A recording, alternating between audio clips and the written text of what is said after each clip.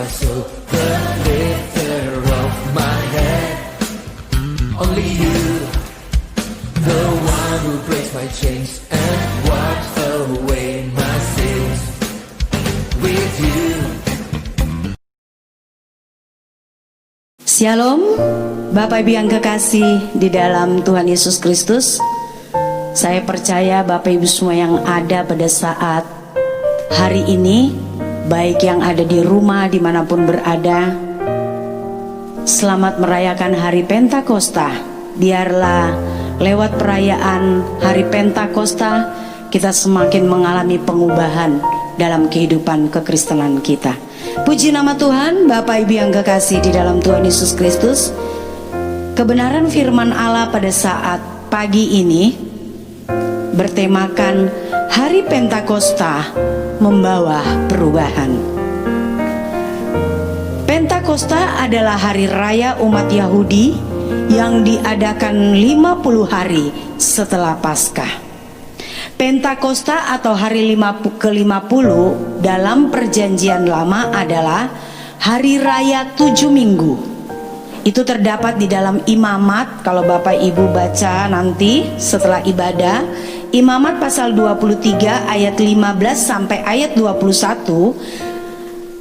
Dalam perjanjian lama, Pentakosta atau hari ke-50 itu disebut sebagai hari raya 7 minggu, di mana orang tidak boleh ada yang melakukan pekerjaan yang berat. Semua laki-laki harus hadir di bait Allah. Para imam pun mengunjukkan roti bakar dan mempersembahkan binatang sebagai korban penghapus dosa. Dan Pentakosta juga disebut dalam perjanjian lama sebagai hari bersukaria atau hari ucapan syukur, di mana mereka telah menuai hasil panen gandum. Itu juga ada di dalam Ulangan pasal 16 ayat 15. Dan hari diberikannya atau diturunkannya hukum Taurat di Gunung Sinai. Jadi hari ke-50 atau hari Pentakosta adalah hari perayaan umat Yahudi pada perjanjian lama. Sementara dalam perjanjian baru, hari Pentakosta adalah hari pencurahan Roh Kudus, yaitu di loteng Yerusalem, di mana murid-murid Yesus bersama dengan beberapa orang berkumpul di satu tempat, sehingga mereka ditandai dengan lidah-lidah seperti nyala api. Dan hari Pentakosta dalam perjanjian baru pun dikatakan adalah sebagai hari kelahiran gereja mula-mula, dimulai pada saat itu. Bapak Ibu yang kekasih di dalam Tuhan Yesus Kristus, kenapa saya ungkapkan ini? Supaya kita mengerti bahwa hari Pentakosta dalam perjanjian lama dan hari Pentakosta dalam perjanjian baru, supaya pemahaman kita tidak salah dan kita sama-sama mengerti di dalamnya. Nah, saat ini kalau kita melihat di dalam Kisah Rasul, pembacaan kita akan lihat di dalam Kisah Para Rasul pasal 2. Saya bacakan ayat 1 sampai ayat 4 saja ya. Kisah Rasul pasal yang kedua ayat 1 sampai 4. Bapak Ibu bisa sama-sama kita buka Alkitab kita dan sama-sama kita menyimak dan membacanya. Pentakosta. Ketika tiba hari Pentakosta, semua orang percaya berkumpul di satu tempat. Tiba-tiba turunlah dari langit suatu bunyi seperti tiupan angin keras yang memenuhi seluruh rumah di mana mereka duduk. Dan tampaklah kepada mereka lidah-lidah seperti nyala api yang bertebaran dan hinggap pada mereka masing-masing. Maka penuhlah mereka dengan Roh Kudus, lalu mereka mulai berkata-kata dalam bahasa-bahasa lain seperti yang diberikan oleh Roh itu kepada mereka untuk mengatakannya. Di sini kita melihat di dalam Kisah Rasul pasal 2 ayat 1 sampai seterusnya di dalam pembacaan kita, 10 hari setelah Yesus naik ke surga dan genap 50 hari, para murid-muridnya dipenuhi dengan Roh Kudus yang ditandai dengan lidah-lidah api, dan mereka berkata-kata dengan bahasa-bahasa lain. Perkataan yang diucapkan oleh murid-murid Yesus saat mereka dipenuhi oleh Roh Kudus itu dapat dimengerti kalau kita baca selanjutnya di dalam ayat 5, 6, 7, 8 dan seterusnya. Itu dapat dimengerti oleh bangsa-bangsa lain yang terdiri dari orang-orang saleh dari segala bangsa berkumpul pada waktu itu, yang ada pada waktu itu, untuk mereka merayakan hari raya Pentakosta bagi orang Yahudi. Mereka juga mengadakan hari raya Pentakosta bagi orang Yahudi, dan disertailah di situ pada saat itu murid-murid Yesus pun kepenuhan Roh Kudus pada saat yang dikatakan hari Pentakosta. Nah, karena bahasa yang diucapkan oleh murid-murid Yesus saat mereka kepenuhan di situ adalah bahasa di mana bahasa mereka berasal. Jadi orang-orang yang berkumpul pada waktu itu dari berbagai tempat, itu apa yang diungkapkan oleh murid-murid Yesus, bahasa itu mereka mengerti, karena itu adalah bahasa mereka dari mana mereka berasal, dari tempat-tempat mereka. Akhirnya itulah yang membuat mereka tercengang. Dan lewat peristiwa pencurahan Roh Kudus di Kisah Rasul pasal 2 ini, terjadilah kelahiran bagi gereja-gereja Tuhan di dunia. Akhirnya lewat pencurahan Roh Kudus ini, setiap tempat, setiap daerah, setiap bangsa akhirnya boleh mengenal kebenaran firman Allah, dan terbentuklah gereja-gereja pada waktu itu. Nah, dan juga lewat pencurahan Roh Kudus di hari Pentakosta, di mana murid-murid Yesus pada waktu itu mengalaminya, membuat murid-murid Yesus pada saat itu mengalami perubahan yang luar biasa. Bapak Ibu yang kekasih dalam Tuhan Yesus Kristus, saat ini dalam memperingati hari Pentakosta, kita tidak lagi menantikan pencurahan Roh Kudus. Perlu kita perhatikan, kita tidak lagi atau tidak perlu lagi menanti-nanti, oh Roh Kudus turunlah, urapi kami. Karena apa? Roh Kudus itu sudah tercurah di dalam kehidupan kita, mendiami kehidupan kita saat kita ada di dalam kebenaran, dan saat hidup kita menyerahkan sepenuhnya ke dalam tangan Tuhan. Dikatakan sesuai dengan nubuatan dari Nabi Yoel di dalam Yoel pasal 2, kalau kita perhatikan ya, di sini kita masih dalam pembahasannya. Yoel pasal 2 ayat 28 sampai 29 dikatakan, kemudian daripada itu akan terjadi bahwa aku akan mencurahkan rohku atas semua manusia, maka anakmu laki-laki dan perempuan akan bernubuat, orang-orangmu yang tua akan mendapat mimpi, teruna-terunamu akan mendapat penglihatan-penglihatan. Ayat 29, juga ke atas hamba-hambamu yang laki-laki dan perempuan akan dicurahkan rohku pada hari-hari itu. Bahkan kalau kita lihat lagi, perkataan dari Yohanes Pembaptis itu diteguhkan di dalam Matius pasal 3 ayat 11. Saya akan bacakan ya. Matius pasal 3 ayat 11 dikatakan oleh Yohanes Pembaptis, aku membaptis kamu dengan air sebagai tanda pertobatan, tetapi ia, perhatikan, yang datang kemudian daripadaku lebih berkuasa daripadaku, dan aku tidak layak melepaskan kasutnya. Ia akan membaptis kamu dengan Roh Kudus dan api. Jadi nubuatan Nabi Yoel dan perkataan Yohanes Pembaptis itu semua sudah digenapi. Lewat peringatan Pentakosta yang kita rayakan saat ini, itu menggambarkan bahwa kita bersyukur sebagai orang percaya.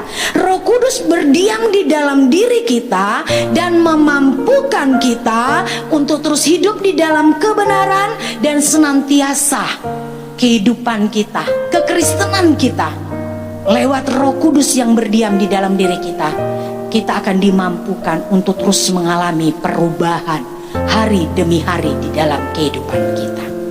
Nah, di sini seperti apa yang dialami murid-murid Yesus pada waktu mereka menerima pencurahan Roh Kudus. Murid-murid Yesus pada waktu itu mengalami perubahan yang luar biasa. Hal ini pun seharusnya sebagai umat Kristen, sebagai orang yang percaya, yang hidup di dalam kebenaran, kita pun harus mengalami hal ini. Roh Kudus yang berdiam di dalam diri saya dan saudara itu akan membawa perubahan yang luar biasa di dalam kehidupan kita. Bukan berarti Roh Kudus berdiam. Kita katakan kalau kita tidak berbahasa roh, mungkin kita tidak pernah bernubuat, itu berarti nggak ada Roh Kudus di dalam diri kita. Jangan salah. Kehidupan kekristenan kita yang hidup di dalam kebenaran, yang percaya akan Tuhan dan melakukan setiap perintah-perintahnya, berarti Roh Kudus itu ada berdiam di dalam diri kita. Itu sebabnya kita dikatakan bahwa tidak tahukah kamu bahwa tubuhmu adalah bait Allah, di mana Roh Kudus berdiam di dalamnya. Nah, saat kehidupan kita serahkan, kita arahkan kepada Tuhan, maka Roh Kudus itu yang berdiam di dalam diri saya dan saudara, itulah yang mengerjakan kehidupan kita. Itu sebabnya ada hal-hal yang harus kita alami. Saat Roh Kudus berdiam di dalam diri kita, kita harus mengalami sesuatu. Harus ada perubahan, harus ada sesuatu yang kita kerjakan. Sama halnya seperti yang dialami oleh murid-murid Yesus pada waktu itu. Kita akan melihat hal-hal apa yang akan kita alami saat Roh Kudus berdiam di dalam kehidupan saya dan saudara. Yang pertama, hal yang dialami adalah mengalami pembaharuan pikiran. Murid-murid Yesus setelah mereka dipenuhi oleh Roh Kudus pada waktu itu, kuasa Roh Kudus mereka alami, maka mereka mengalami perubahan dalam hal berpikir. Kalau kita tahu, mereka tidak lagi berfokus kepada diri mereka masing-masing.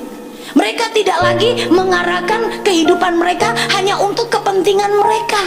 Kita lihat, seperti yang kita ketahui sebelum Yesus meninggalkan mereka, para murid-muridnya mempertengkarkan siapa yang terbesar di antara mereka. Ini mereka pertengkarkan, si guru siapakah yang terbesar di antara mereka, di antara kami. Bahkan kita berpikir lagi, secara logika kita, secara pemikiran kita, terlebih saat Yesus sudah tidak ada bersama-sama dengan mereka lagi, otomatis mereka kehilangan guru mereka, kehilangan pemimpin mereka. Pastinya ada rasa kekhawatiran, pastinya ada rasa ketakutan, karena pada waktu itu mereka ada dalam ketakutan yang luar biasa menghadapi orang-orang pada waktu itu yang memusuhi Yesus, yang membenci Yesus. Tetapi kita lihat sebaliknya, saat Roh Kudus itu mendiami, tercurah, memenuhi orang-orang atau murid-murid Yesus di dalam Kisah Para Rasul pasal 2, betapa murid-murid itu mengalami perubahan, pembaharuan pikiran yang luar biasa. Mereka tidak lagi memikirkan keberadaan mereka yang harus menonjol satu dengan yang lainnya. Mereka tidak lagi memikirkan bagaimana mereka akan menghadapi orang-orang di luar sana. Mereka tidak lagi memikirkan apapun yang sepertinya untuk kepentingan pribadi masing-masing murid. Tidak ada yang saling mengatakan, oh aku yang lebih hebat, aku yang lebih bisa, aku yang lebih bisa berbicara. Tidak ada seperti itu. Tetapi di sini kita melihat bahwa pembaharuan pikiran mereka kemudian berubah untuk terus melakukan kebenaran. Terbuka mata mereka, terbuka pikiran mereka, sehingga ada perubahan di dalamnya. Yang mereka pikirkan adalah melakukan kebenaran, melayani jiwa-jiwa dengan tidak ada kepentingan pribadi di dalamnya. Kalau kita lihat, hal ini bisa kita buktikan Bapak Ibu, bisa kita buktikan di dalam Kisah Rasul pasal yang ketiga. Kalau Bapak Ibu lihat ya, saya buka juga Kisah Para Rasul pasal 3, ayat 6 dan 7. Ini yang dialami.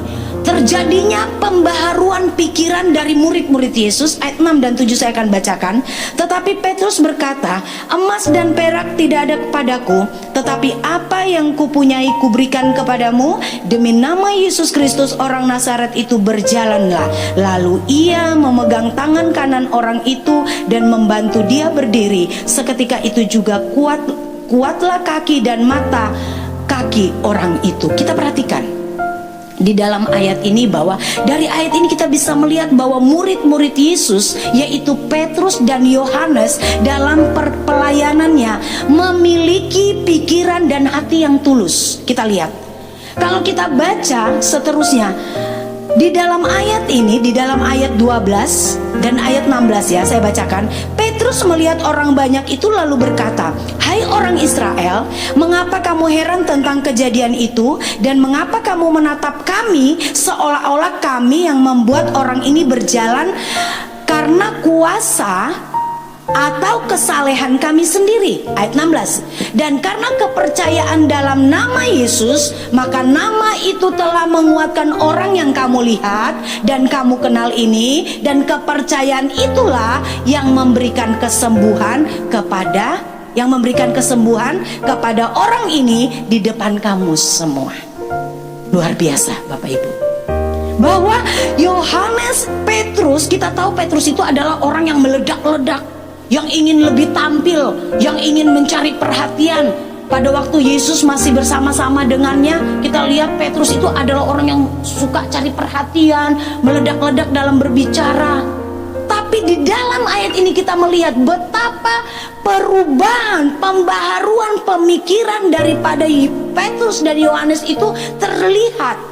Di mana saat dia saat dia menyembuhkan, mendoakan orang yang sakit pada waktu itu, di situ kita lihat bahwa tidak ada sedikit pun kebanggaan di dalam dirinya, dan berpikir bahwa apa yang mereka lakukan itu adalah karena perbuatan mereka. Tetapi dikatakan di sini sebaliknya, yang mereka katakan bahwa semua yang terjadi itu karena kuasa dan kepercayaan di dalam nama Yesus.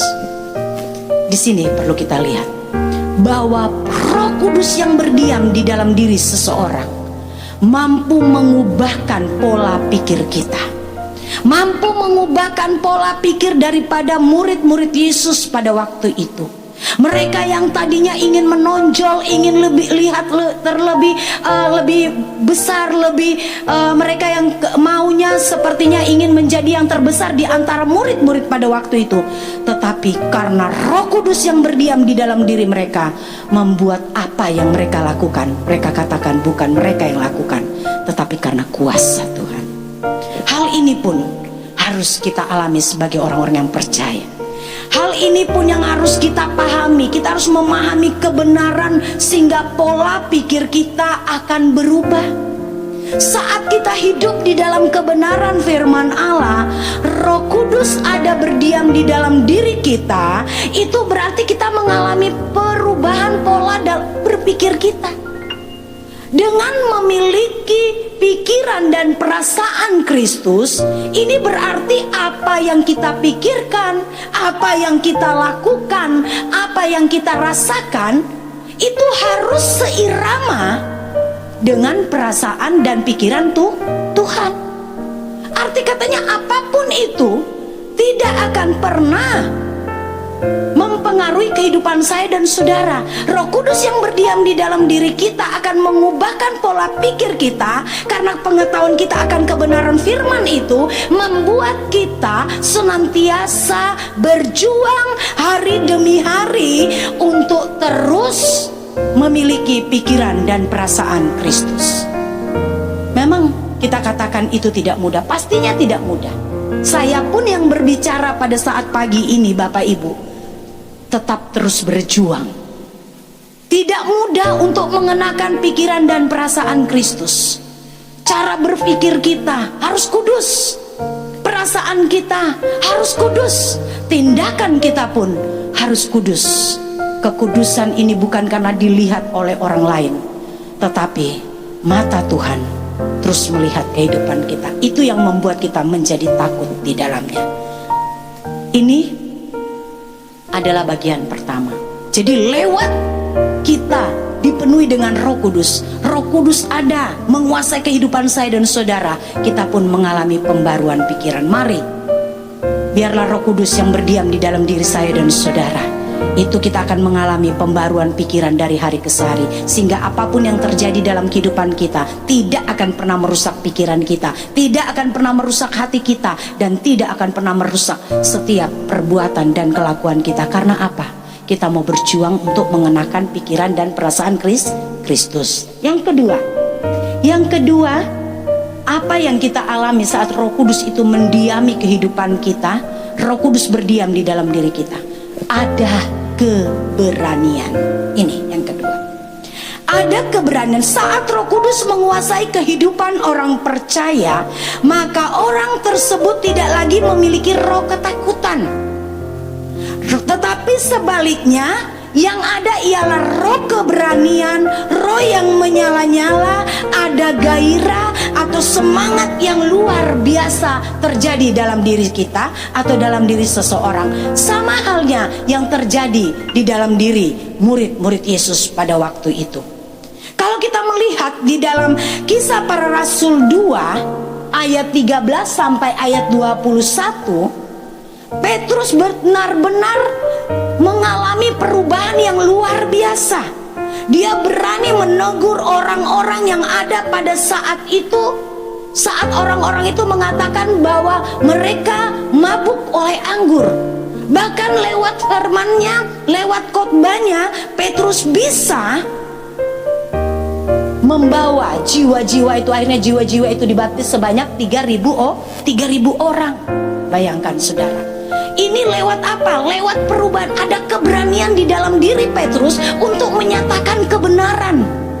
Bahkan kalau di dalam Kisah Para Rasul, kalau kita perhatikan di pasal yang kelima ayat 17 dan ayat 20, di situ dikatakan Petrus, Yohanes dan para rasul lainnya, mereka tidak berhenti memberitakan Injil walaupun mereka ada di dalam penjara. Dan kita melihat bagaimana para murid-murid Yesus mengalami banyak proses, mengalami banyak tekanan, mengalami banyak intimidasi, tetapi tidak mengurangi semangat mereka untuk memberitakan Injil. Mereka benar-benar ada keberanian, ada semangat, ada roh yang menyala-nyala, ada gairah di dalamnya untuk memberitakan kebenaran firman Allah. Nah, di sini bahwa sebagai orang yang percaya, di mana Roh Kudus berdiam dalam diri kita, kita pun tidak akan mengalami ketakutan. Kita akan seperti murid-murid Yesus, bahwa kita akan mengalami keberanian. Kita tidak akan takut untuk melakukan firman. Perhatikan, kita tidak akan takut untuk melakukan firman sekalipun kita ditinggalkan, sekalipun kita dibenci, sekalipun kita dijauhi, kita dikatakan orang aneh.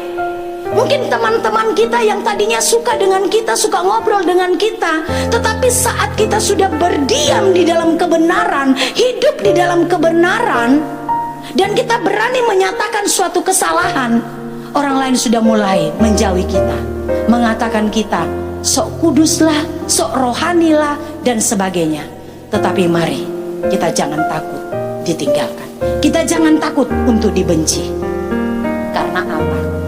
Karena Roh Kudus di dalam diri saya dan saudara memampukan kita untuk menghadapi itu. Atau kita juga jangan pernah takut untuk menegur atau menyampaikan suara kebenaran. Mungkin kita nggak berani untuk menyampaikan firman Allah kepada teman-teman kita, atau kepada keluarga kita, atau kepada orang-orang yang kita rasa dia adalah orang yang memiliki kuasa dan sebagainya. Tetapi kita harus berani menyampaikan kebenaran itu lewat apa? Lewat sikap hidup kita, cara kita. Itu pun adalah kita berani menyampaikan firman Allah. Orang lain bisa melihat di dalam diri kita. Jangan pernah takut untuk itu. Atau dalam kehidupan ini jangan pernah kita takut untuk menghadapi proses-proses hidup yang terjadi. Orang yang memiliki Roh Kudus, yang Roh Kudus itu berdiam di dalam diri kita, proses apapun yang datang dalam kehidupan Bapak, Ibu, Saudara, dan saya, kita menganggap bahwa proses itu adalah membuat kita menjadi semakin mengalami Tuhan, membuat Tuhan semakin hidup di dalam diri kita. Ini, jadi ada keberanian.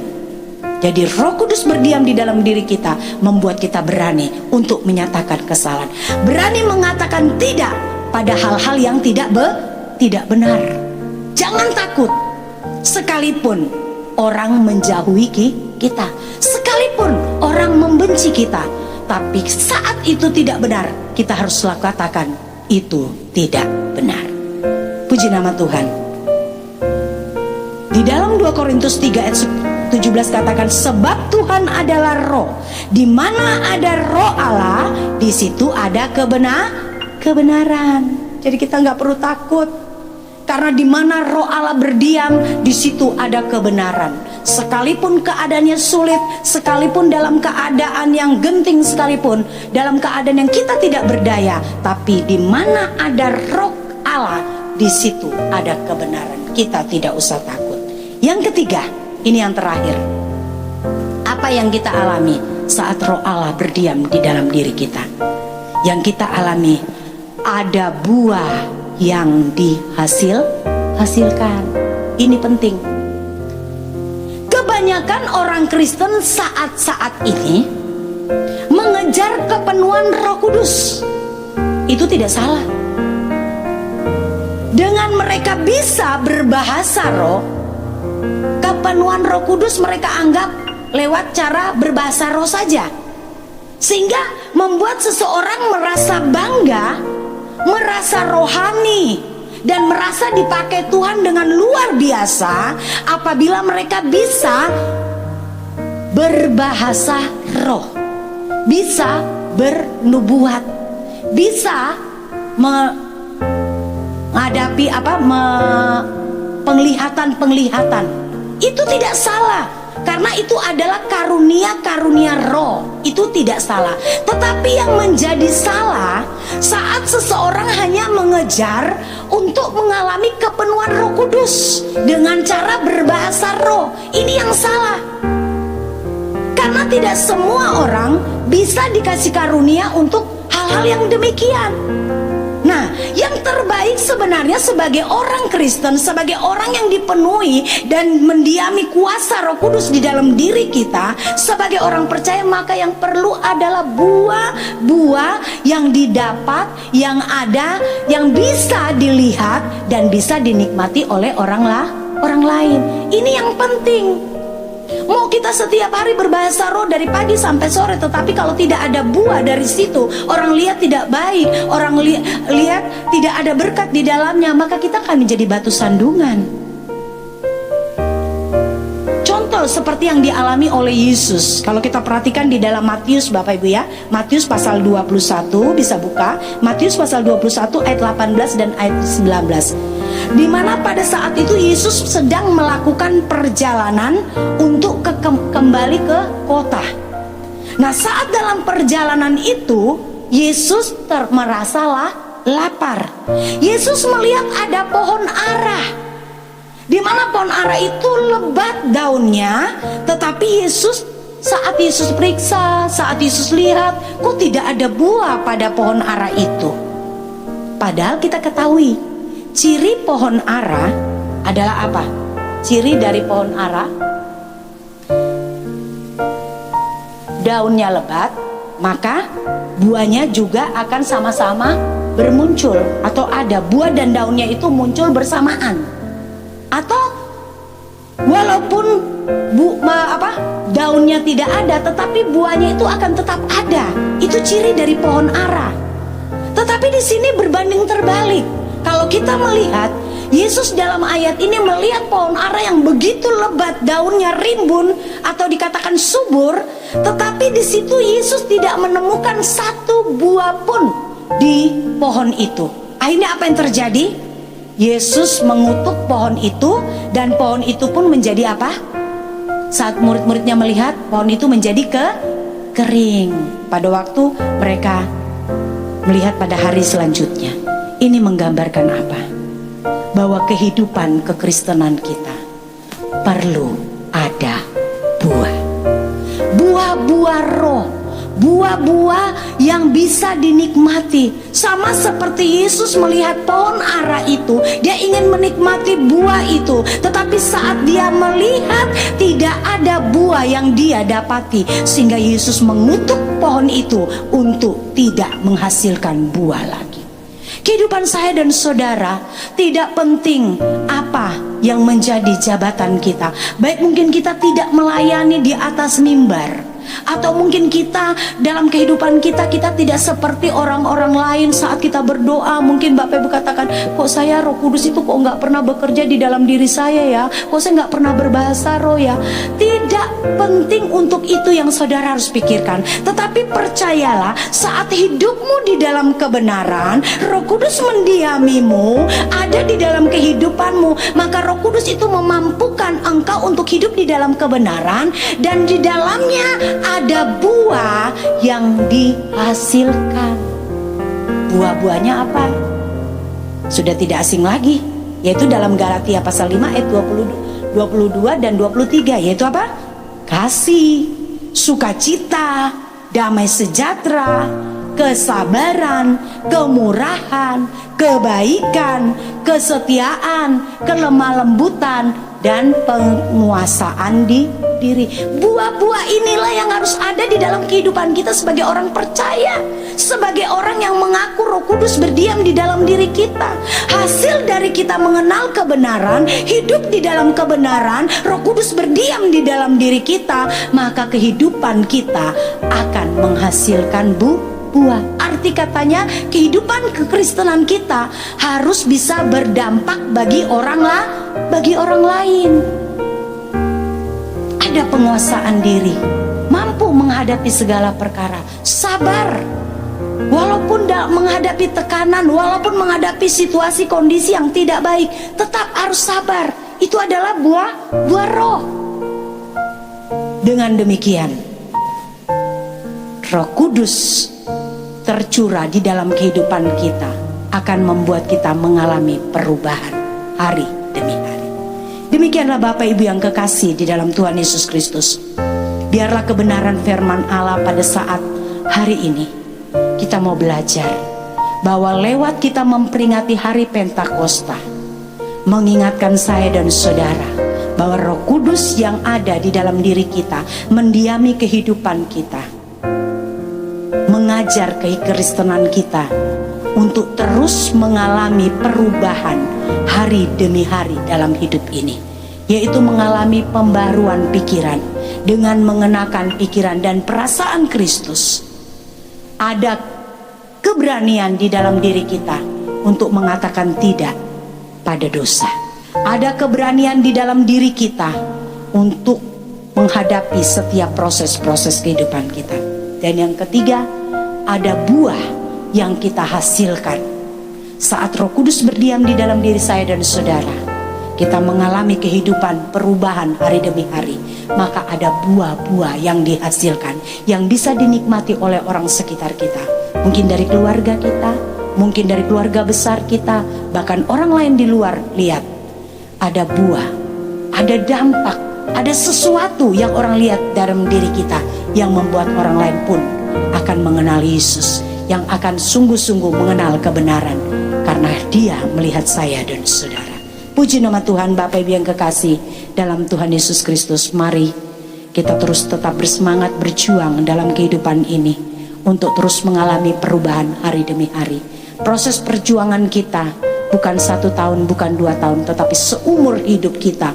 Selama Tuhan masih memberikan kita kesempatan di bumi ini, kita mari mau terus berjuang untuk mengalami perubahan hari demi hari, sehingga kita mengalami kehidupan yang sama seperti Yesus. Puji nama Tuhan. Amin. Tuhan Yesus memberkati. Shalom Bapak Ibu yang kekasih dalam Tuhan Yesus.